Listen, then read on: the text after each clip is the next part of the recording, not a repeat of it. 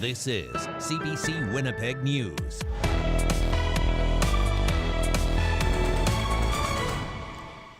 Good evening and thank you for being with us. We begin with scary moments on a Winnipeg transit bus. Winnipeg police are looking for a suspect after a man pointed a gun at a passenger and a bus driver. And as the CBC's Gavin Axelrod reports, it has the union representing transit drivers calling for more enforcement amid increasing violence. Amalgamated Transit Union Local 1505 says a fight broke out between four men on a bus around 12:30 a.m. The union says a man pulled out a gun and pointed it at a passenger. Then he moved toward the front of the bus and banged the gun on the safety shield and demanded to be let out.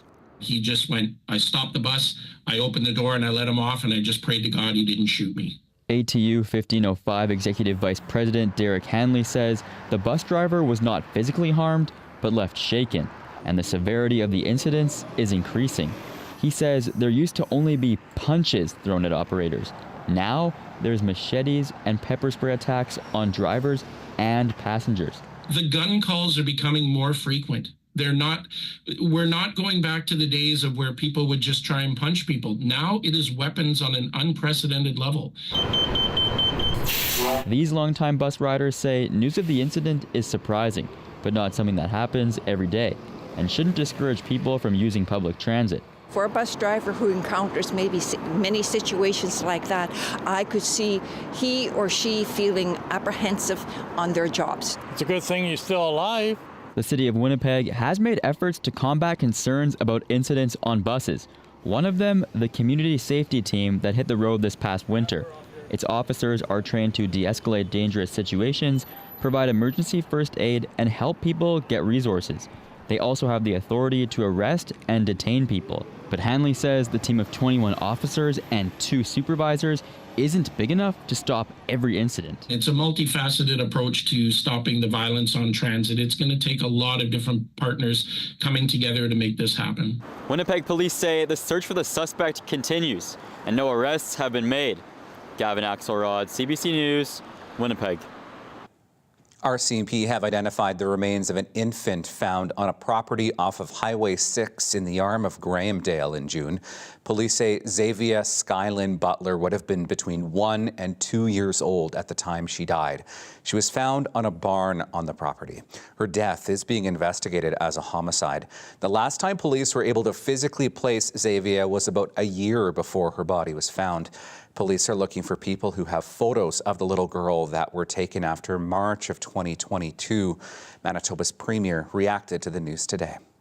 If anybody knows anything, if you have photos to share in relation to this child, please do reach out to law enforcement. Please do help us as a society collectively be able to investigate this terrible tragedy. Anyone with information or who has photos of this little girl is asked to call the RCMP.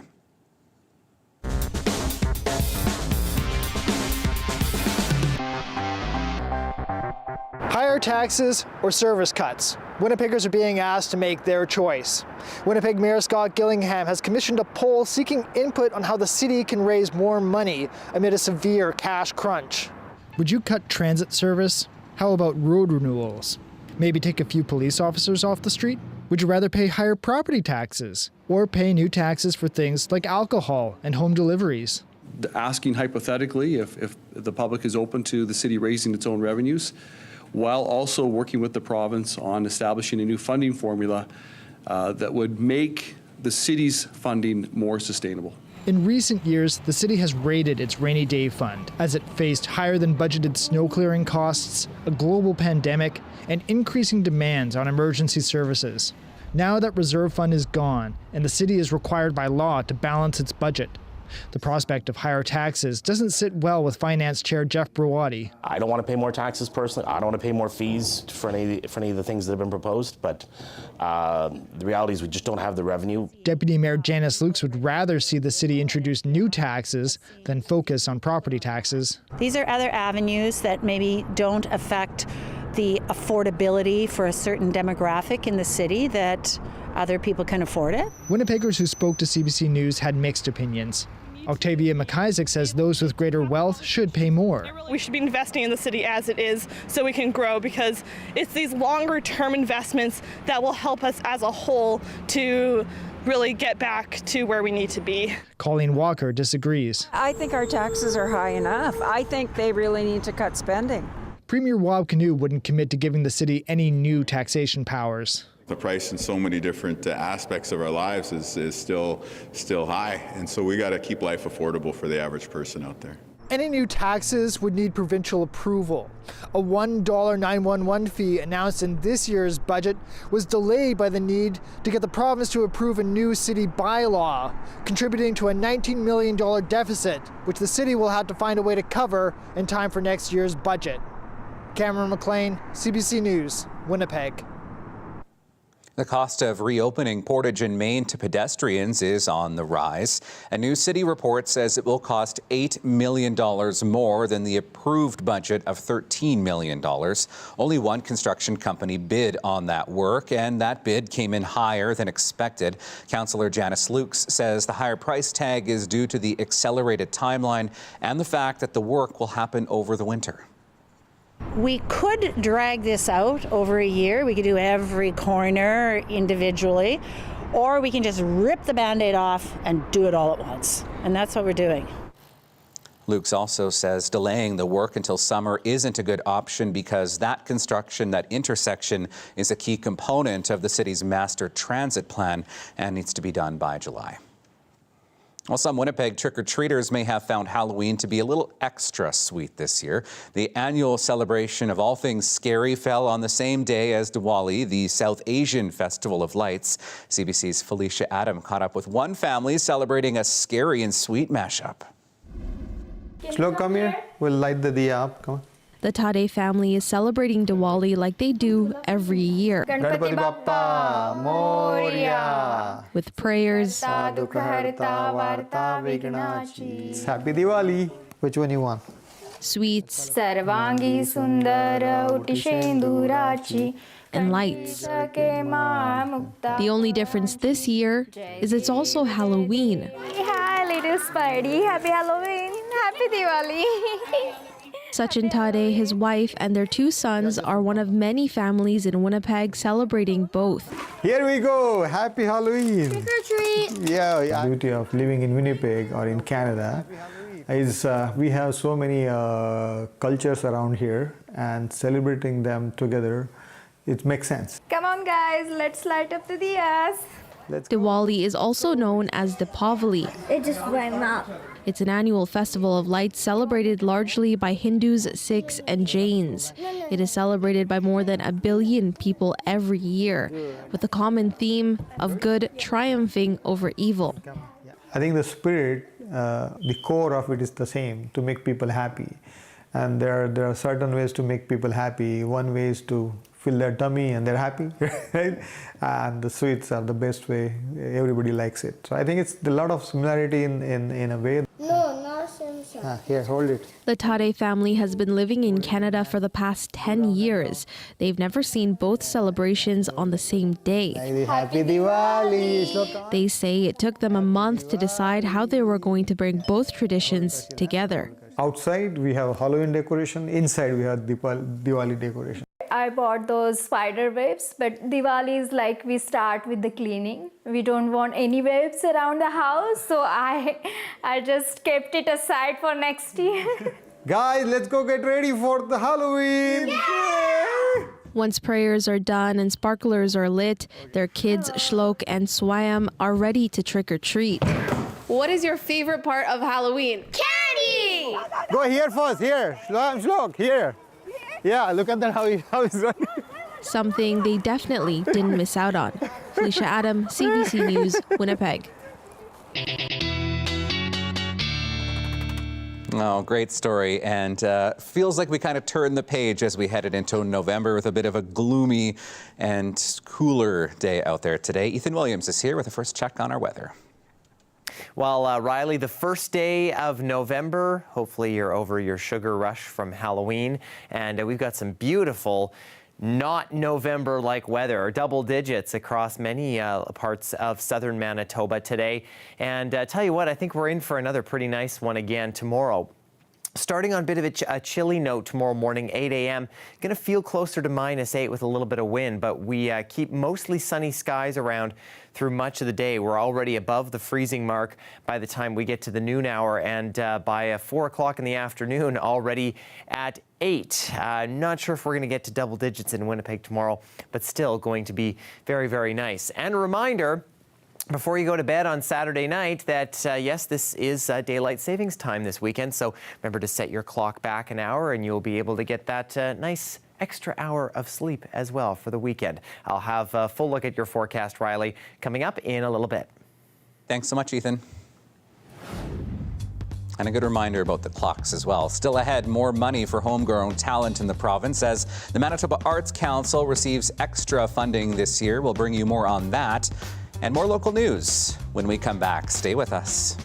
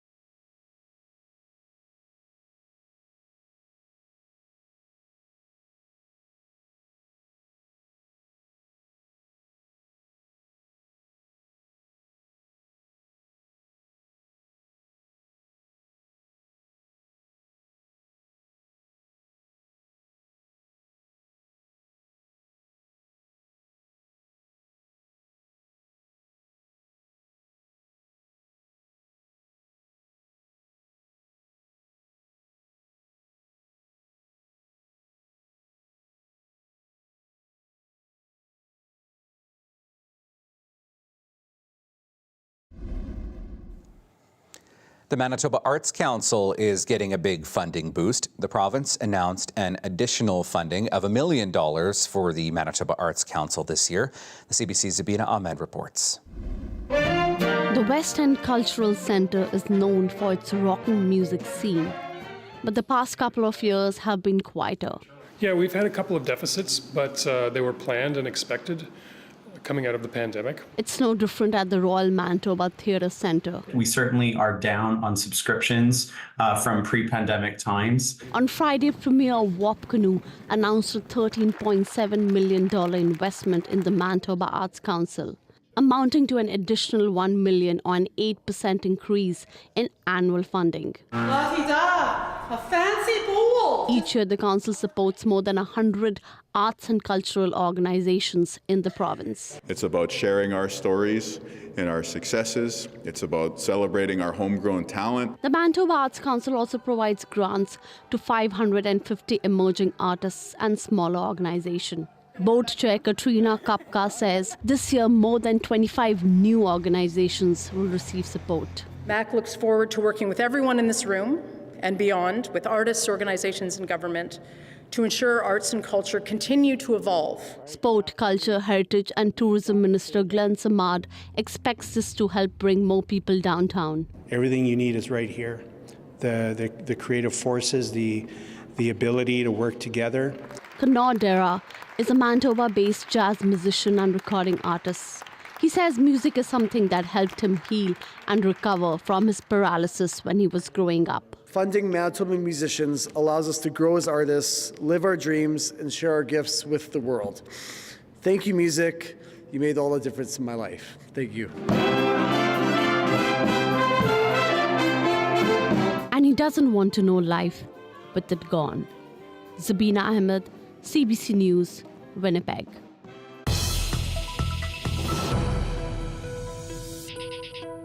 Manitoba introduced free prescription birth control October 1st. The province's health minister says so far more than 12,000 people have signed up. This investment gives folks the freedom to make the reproductive health choices that are best for them. Honorable Speaker, on this side of the House, we are proud to invest in women's health, to make reproductive freedom a priority, all while saving Manitobans hundreds of dollars every single month and year. The province's pharmacare program covers the cost of about 60 commonly used birth control products. The program was included in the April 2024 budget. It is estimated to cost $11 million a year. Now, last month, the federal government also committed to paying for birth control. The province says it's working with the federal government to see if there are additional ways to use that money. Alana Cole, CBC News, Winnipeg. The United Firefighters of Winnipeg are welcoming a new commitment from the federal government to recognize firefighting-related cancers. The new national framework includes more than $12 million over 5 years to improve care for firefighters across the country. UFFW President Tom Billis says it will mean firefighters won't have to fight to be tested for cancers that are known to be associated with the job. It seems almost ridiculous that you know, like myself, I have to ask for a lung x-ray with my annual physical and so on. And I have to explain the dangers of our profession and how we should be treated as if we have a family history for these cancers that have been designated to show a higher, existence within our occupation. Billis says each province currently recognizes and covers job-related cancers differently. The framework would standardize that list right across the country. Shared Health is taking over ambulance services in Thompson. The city's local firefighter and emergency department has provided this service in exchange for provincial funding, but the city says the department lacks adequate funding and is facing staffing vacancies in the backdrop of a soaring ambulance call volume. Thompson's Mayor Colleen Smook says the municipality will now focus on fire protection. Our crews are just the best, but there's no quality of life for them if they're busy with the ambulances and if they're with the fire. We've got training that needs to be done, inspections on apartment blocks. Shared Health will reassume the responsibility for ambulance service in Thompson starting in February of next year. Well, to Brandon now, where that city's Operation Red Nose service is pumping the brakes for the first time in almost 30 years. The free service drives people and their vehicles home safely over the holiday season with the aim of preventing impaired driving. Volunteer Frank McGuire says people have been using it less since the pandemic. At its height, Operation Red Nose would get hundreds of calls and raise thousands of dollars over a weekend. But McGuire says last year, the phones only rang 5 times. Just wish that, we could get the service back up and going. It was a tough decision to make with the committee. We really wanted to keep things going, but it just didn't justify it with the lack of demand. We are really hoping that it'll return in 2025. McGuire says organizers are hopeful to get gas back in the tank for 2025, and the focus, he says, is now making sure that people know about the program.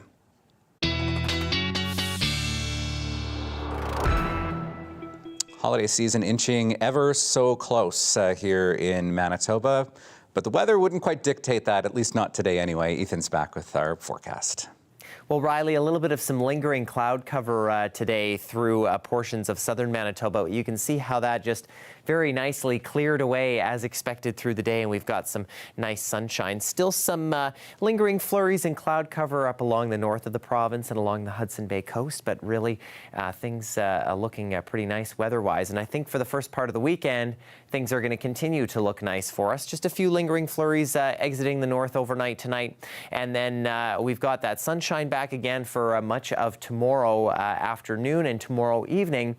Things change, though, as we get into Sunday because we have a low-pressure system, and the warm front out ahead of this is going to bring some showers through kind of starting early Sunday morning. And this includes portions of northwestern Ontario as well. So Fort Frances, Kenora, Red Lake, I think you folks are in for some showers as we head particularly through the morning hours on Sunday. Cloud cover for much of the province. I think we have another chance at a round of showers into the evening hours in Winnipeg in the south, and up into the north, that is going to change over to snow at times, and the model not going out quite far enough here, but it will push that snow a little farther north into Manitoba as we head into Monday. Now, rainfall totals, I think this is by Monday afternoon, could be as high as in the 10 to 15 millimeter range, particularly through the Red River Valley and in Winnipeg. And as you see here in parts of northwestern Ontario as well. Out further west, I think we're only looking for amounts kind of in that 2 to 4 millimeter range. Maybe in Brandon and southwestern Manitoba, we'll get up to around 5 millimeters. But up into northern Manitoba, as I say, the story will likely be snow for the most part, and possibly some wet snow at times. Models here putting this around the 5 centimeter range, especially if you're a little bit further north. This is including a little bit of snow that we're going to get tonight as well. But then as you go further east along the coastline, that all kind of drops off. And again, I think at Thompson and southward, this is not a snow event for you folks, it looks like. Winds are going to pick up a little bit with this system as well. I think particularly in the northern Interlake and portions of the north as we get into overnight tonight, we could start to see those pick up. And then as we get into tomorrow later in the evening hours and into Sunday, 40, 50 were what we're looking at gust-wise before things start to calm down a little bit. I'll have a look at what your forecast is looking at for tonight and tomorrow in more detail, Riley, coming up. Looking forward to it. Thanks, Ethan. You can find news updated anytime you like at cbc.ca/Manitoba. And of course on the CBC News app as well. We're taking another short break. We're back after this.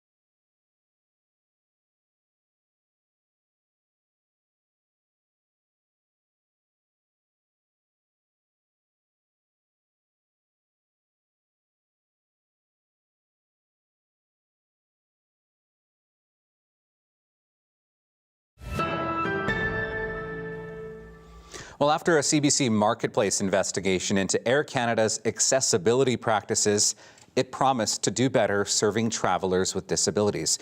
Well, now months later, Travis Danrash put the airline to the test to see if anything had changed. Marketplace flew Air Canada from Toronto to Fredericton with Brock Richardson. I have periventricular leukomalacia, which is basically a brain injury. Richardson saw our investigation last year that highlighted a series of concerning stories about accessible air travel. Alessia Di Virgilio had a lift hit her on the head. Our hidden cameras also capturing this moment. To say the word terrifying just doesn't fully capture how you feel. Air Canada pledged to improve staff training, boarding procedures, and make necessary equipment available. But Marketplace found some promises weren't being kept. In Fredericton, no lift is available to assist in moving Richardson. And despite Air Canada's new policy, he didn't board the plane first. There is some vulnerability that goes on when you're being transferred, and I didn't sign up for that to be amongst the public. We were requested by authorities to board a number of other customers before. Then there's this moment. I'm not comfortable with that at all. A staffer tells him his support person needs to get off the plane during a transfer. They're not like assisting or anything like this, then we have to ask them to like deboard the aircraft. After some back and forth, she's allowed to stay. We'll need to clarify the policy. I don't have that information right now. We also documented an Air Canada manager appearing to record a seat transfer without Richardson's consent. It's not Air Canada policy to do that. What we do is we do take photos occasionally of mobility aids that are being stowed to ensure that there's no damage once that's being stowed in the cargo hold. Air Canada now says they only took pictures of Richardson's empty wheelchair and tell him they regret his overall experience. They've also reached out to him for feedback and to offer a $1,000 coupon as a goodwill gesture. They've also sent a lift to the Fredericton International Airport.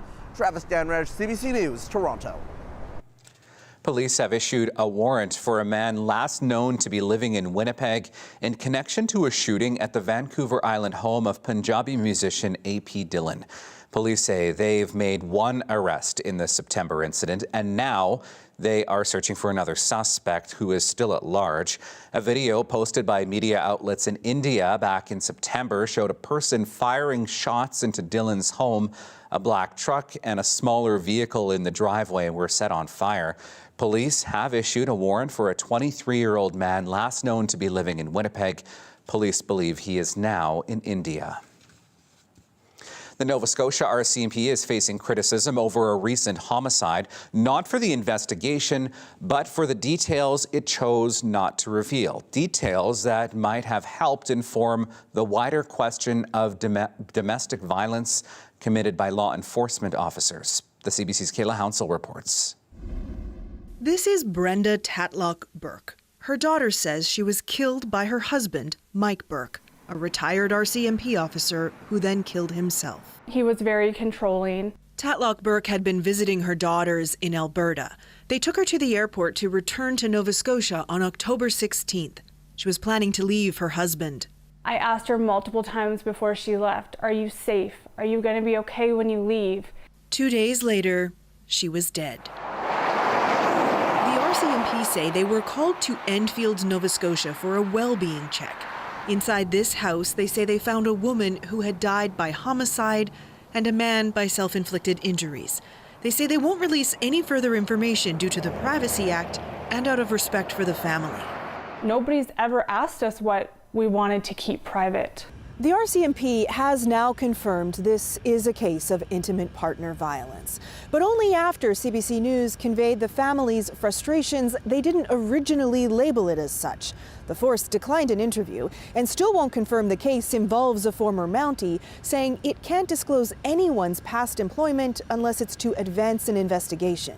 When you're protecting people who have that kind of authority or stature in society, you're making it really hard for people that are in that position to leave because they think that only happening to them. They're that much more vulnerable in terms of their own safety, their partner's access to weapons. This advocate says there's not a lot of research in Canada around the prevalence of police-perpetrated intimate partner violence. There is some research, however, coming out of the States that indicates that intimate partners of law enforcement experience domestic violence at significantly higher rates than the general population. I just hope it helps even just one person. Tatlockberg's daughter says she wants her to be remembered not just for the terrible way she died, but as an outgoing person who loved to sing. An entertainer who loved to make people laugh. Kayla Hounsell, CBC News, Halifax.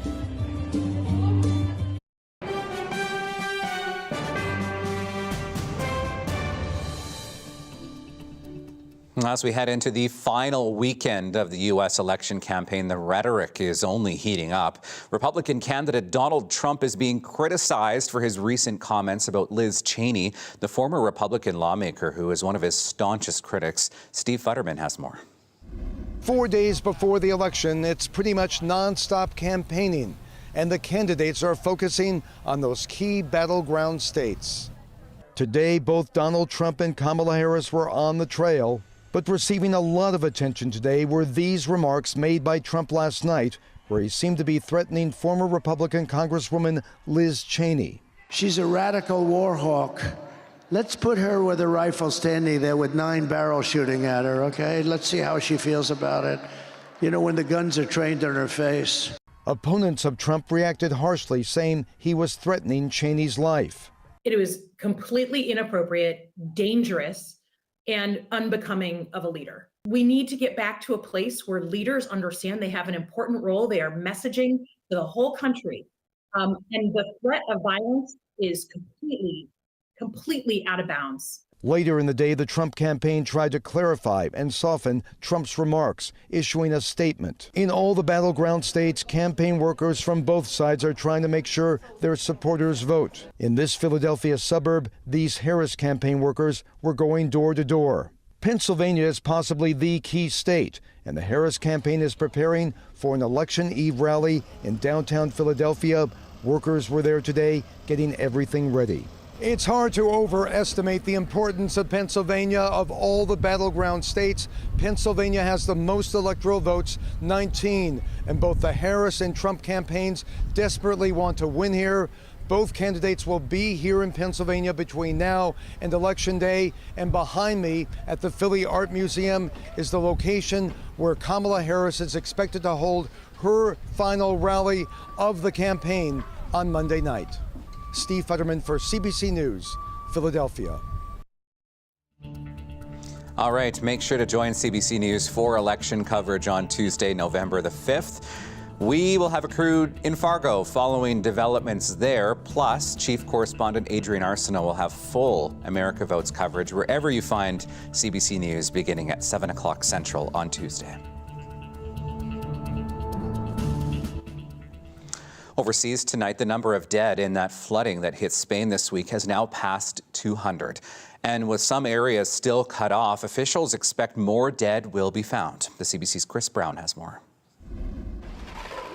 As people in southeastern Spain assess immense losses, hundreds of thousands are struggling to clean up after being inundated with mud.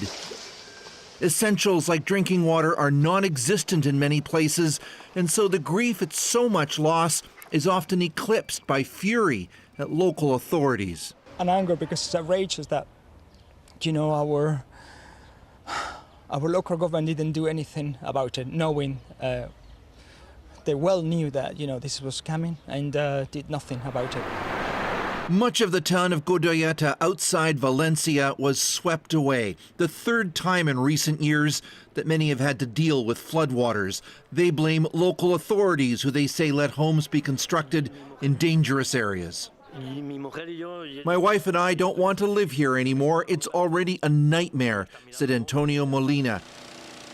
Even after 3 days, rescuers are struggling to reach everywhere people may be trapped. And as teams push deeper, they're finding more bodies.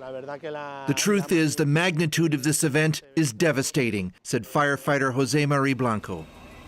These are now Europe's deadliest floods in decades. Hundreds of Spanish soldiers have been deployed, searching parking garages in the hopes of finding people still trapped in their vehicles. They're being aided by thousands of volunteers from outside the disaster area who've walked for hours themselves to try to help.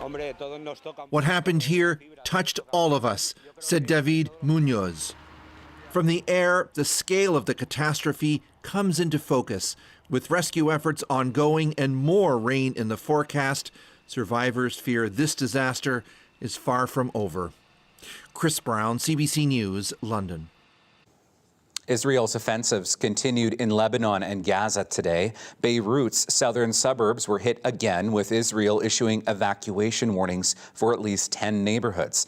In Gaza, medics report more than 60 new deaths in airstrikes overnight and today.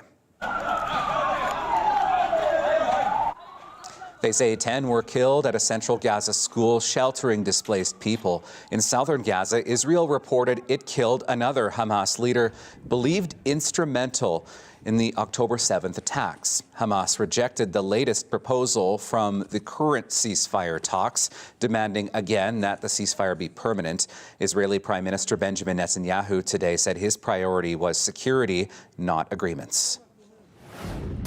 Lac du Bonnet, Lac du Bonnet, Lac du Bonnet. You'll hear that name said several different ways in this little town northeast of Winnipeg. We'll dig into why and hear some of the legends behind that name coming up on the CBC Winnipeg News at 6. And as we have a peek outside, looking at our city, Ethan Williams will have a look at our Manitoba weather forecast when we come back as well. You're watching CBC Winnipeg News.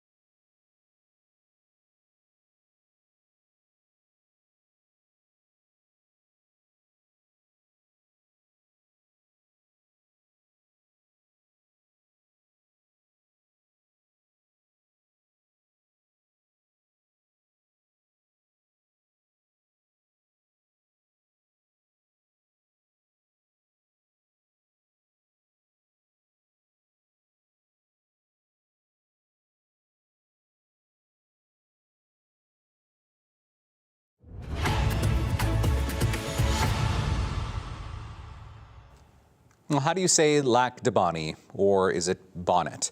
CBC Manitoba reporter Emily Brass goes on a quest to find out how it's pronounced and why the community's name is commonly told origin story is likely a myth.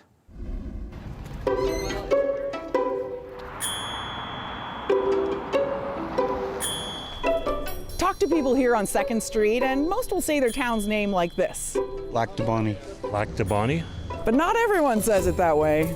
Lac de Bonnet. Okay, and you've always said Bonnet? Yeah. Did you grow up around here? No, I just moved here in 63. Well, that's a while ago. That's a while ago, yeah. My grandpa, he is Ukrainian, and he usually says like Lac de Bonnet, like he has a strong accent. I know it's Lac du Bonnet, but we all say Lac de Bonnie. And how do you know that it's Bonnet? Because that's how it's spelled. Lac de Bonnet. Bonnet? Yeah. Are you French? Yeah. Okay. Well, Canadian. I always reckon it's like that sort of liqueur I used to drink, and it was called Dubonnet. Lac de Bonnet. You say Bonnet? Yeah. And how come? It's the way I grew up knowing it. Well, yeah, if you're English or French, it's up to you. Or you'll get to the same place. Whether you ask directions, you're going to get to the same place, right? Have you ever heard any of the older people around town say it Bonnet? No. Oh, I don't really talk to those people. So Lac de Bonnet or Lac de Bonnie is the pronunciation here. Either one goes? Either one goes, yeah. You won't get in trouble for either one. Yeah. So I had to get to the bottom of it by asking some longtime locals. I dropped by the historical museum and asked its president. Lac de Bonnet, Lac de Bonnie, probably both ways. So that piece of He might be neutral on the pronunciation, but he's not that way with the name's origin. The legend goes that French-Canadian voyageur La Vérendrye visited the area in the 1730s and found the fluvial lake on the Winnipeg River resembled a cap, thereby dubbing it Lac de Bonnet. There's no truth to the urban myth. Tottle says it's unclear whether the explorer even visited the area. La Vérendrye's map makes no mention of the name Lac du Bonnet and offers scant detail on its terrain. So Lake of the Woods to the Lake Winnipeg. So it's just a straight line with a little bump in it. Like that's nothing like a bonnet. Nothing like a bonnet at all. No. He says the name Bonnet wasn't recorded until decades after La Vérendrye. It's more likely that the bonnet refers to a headdress, an indigenous headdress. So how did the story go so wrong? This is my grandfather. Jack Halliday's grandfather, W.D. Halliday, arrived here in 1900. He was actually, if not the first, he was one of the first to establish a homestead in this area. The museum sits in the spot where that home was built, his grandfather's homesteading title, one of the many family artifacts on display. W.D. Halliday was a farmer, an official, and an entrepreneur who ran his own business transporting VIPs. He had a buggy in the summer and a sleigh or cutter in the winter, and then he got into freighting. He also kept a diary. This is a document that was written up by my grandfather in 1934. That document could be where the rumor started. Halliday wrote, quote, Lac de Bonnet proper was named by La Vérendrye, a French-Canadian explorer of 1732, because to him, the lake resembled a bonnet or a cap. Now that we know that that's a myth, does it change how you think of some of your grandfather's stories? Or? Oh, he probably, like everybody in the days, he probably embellished some of the stories a bit. Once we got that straightened out, I went back to the original question. How did your family say it when you were growing up? It was always Lac de Bonnie as far as I've ever known. At 86, and the grandson of the first homesteader, I think I'll go with how Jack says it. Emily Brass, CBC News, Lac de Bonnie.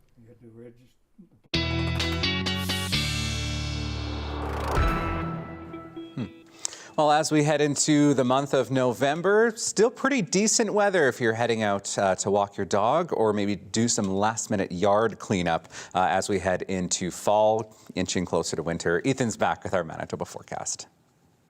Well, yesterday, Riley, we had some great photos of people who dressed up their pets for Halloween, and I'd like to thank Lisa and Mary for sending in a couple more for us today.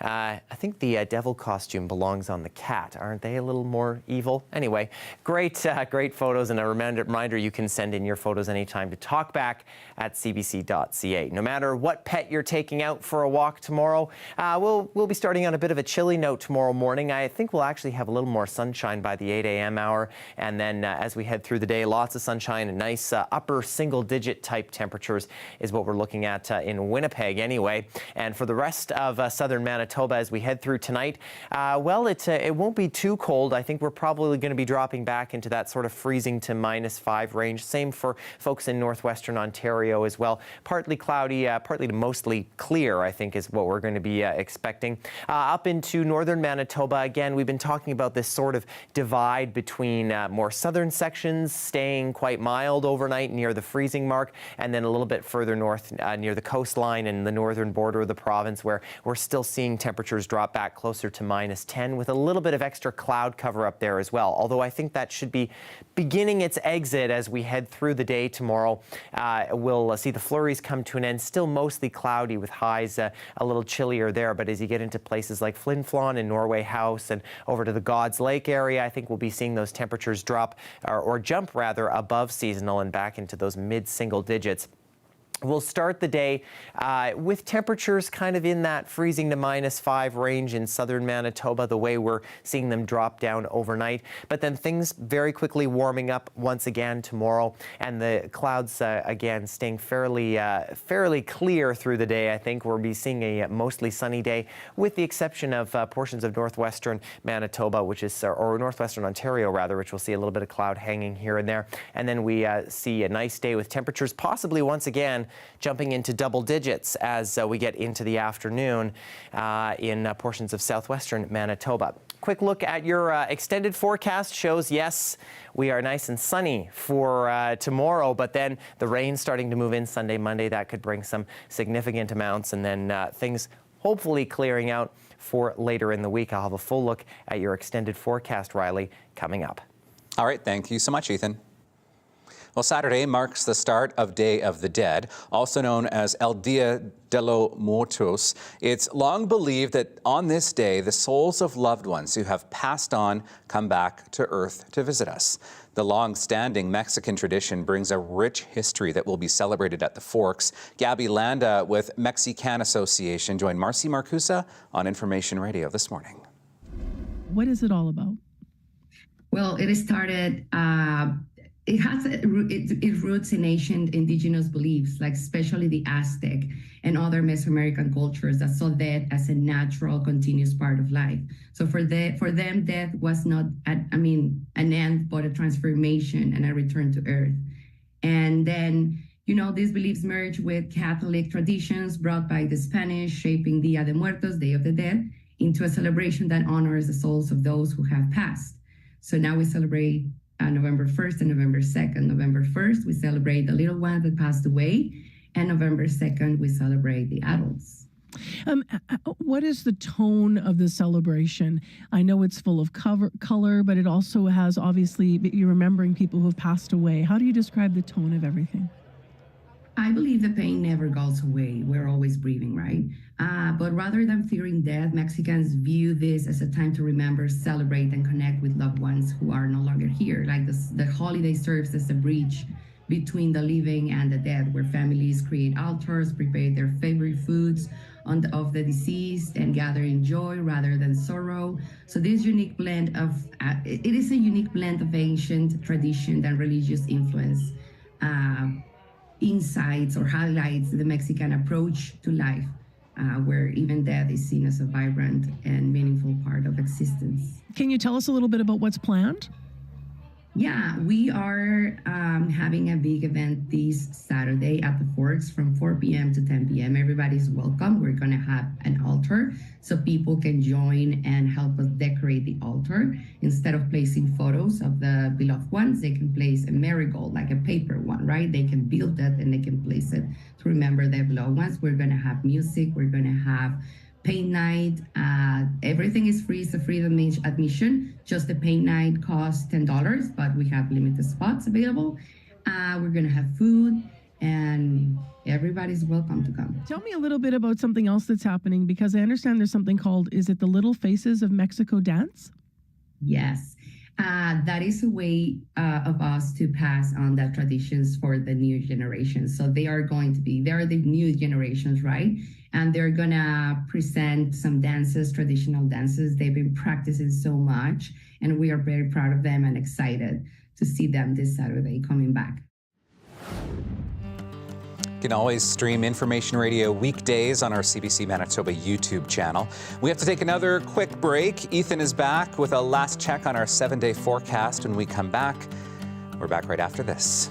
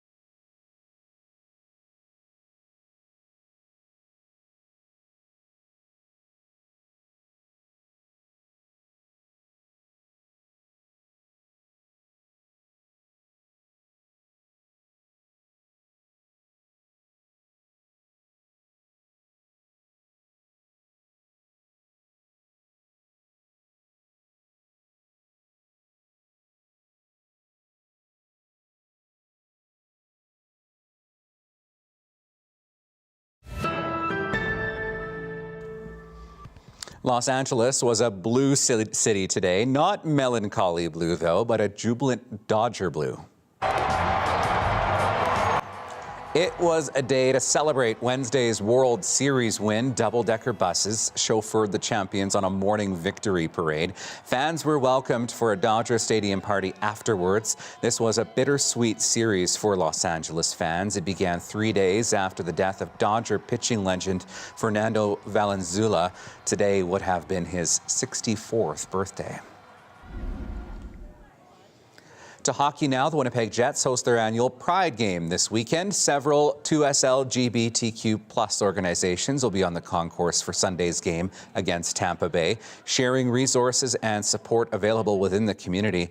This comes, you might recall, after the NHL did a 180 last year, first banning and then allowing players to use Pride tape as part of their uniforms and gear. 6 limited edition autographed team-issued Winnipeg Jets Pride jerseys will be auctioned off after the game.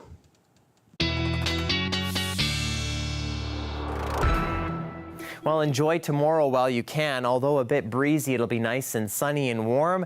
And then the rain comes our way on Sunday. And again, the Winnipeg area, possible 10 to 15 millimeters with that system moving in. Nice warm overnight, though, as we head into Monday. Again, I think less rain falling on Monday, but there is still a chance we could see a few showers hanging around. Then look at that. Things clear out very quickly for Tuesday. We're back into the warm temperatures before we're on the other side of the roller coaster and we're back down into some lower single-digit temperatures with a bit of a breeze and a chance of flurries. But overall, the temperature staying about average, especially for daytime highs, and above average for your overnight lows, Riley. Well, you know, we need the rain here in southern Manitoba, so I'll take it. Thanks, Ethan. NASA's Mars Perseverance rover has captured images of what appears to be a cosmic Google eye. Have a look at this in our Daily Lift.